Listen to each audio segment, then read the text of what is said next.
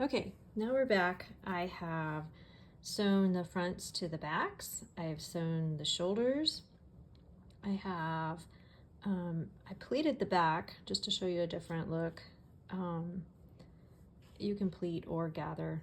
I think a lot of times gathering's easier and easier to fiddle with than pleating, but anyway, so that's what it looks like. So this just meets in the center on the back. That's a solid piece. And then this meets in the center, and you can see I zigzagged on and I removed my basting stitch to pull up the gathers. You don't want to leave that in there. And actually, if you want to do your basting stitch at like a 1/2 inch, and that way you know that you won't catch it in your stitching, since the seam line's 3/8 of an inch. So what's next is you're going to put your skirt on, the back skirt on our little panty here. And I think when I scaled this, I may have scaled this a little wrong. And that's why this is a little weird. But what you're going to do is you're going to just sew this on the back like that. And you want it to wrap to the front like 1 inch or so. I guess that would be about right on this. I guess it is probably about right. So you want it to wrap to the front a little bit so that you get some overlap on the drape in the front. And then you also, so I gave you the option on this skirt, the center back is on a fold. You have the option to cut this on a fold or to just cut it on a raw edge. I personally like it cut on a fold because it makes this edge nice and it hangs nice. But it doesn't matter, you can do it either way, it's not going to unravel. It does make it double, your skirt double, which I also kind of like because it makes it a little bit fuller. So it's up to you which way you prefer it. I prefer it doubled just because I like the clean edge and because I like the weightier look of the skirt if you have a doubled skirt. So your next step is going to be to attach elastic to your neckline. So what you want to do is you want to start obviously on the wrong side. You're going to be on the wrong side of the front, and you're going to attach elastic all the way over to the back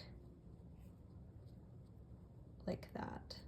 And you're going to use 2 separate pieces of elastic. So you're going to have one piece goes from this side. Here, let me straighten this out so you can actually see what I'm doing. So one piece will go around this shoulder and one piece will go around this shoulder.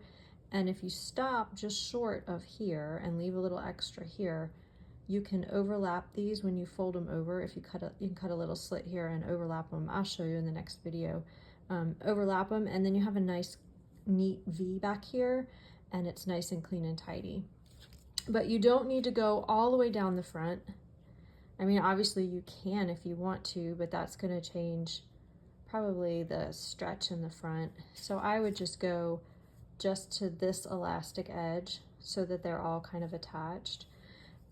The other thing is if you want to line this, a lot of times I line things by doing them, bagging them so that you have there's a nice clean edge here. In this case, I would not. I would just put the lining on the back of this and treat this as one piece so that you would have a lining on the inside and the elastic will fold to the inside. Just because of the way this is finished, I think it's just easier. You could, if you really wanted to, you could try to put the elastic inside the lining and the outer, but sometimes that can roll and get messy. So sometimes the best answer is to just treat the outer and the lining as one piece and just sew along that way. Now the panties, I usually line just the front. This one obviously I didn't, the doll does not care.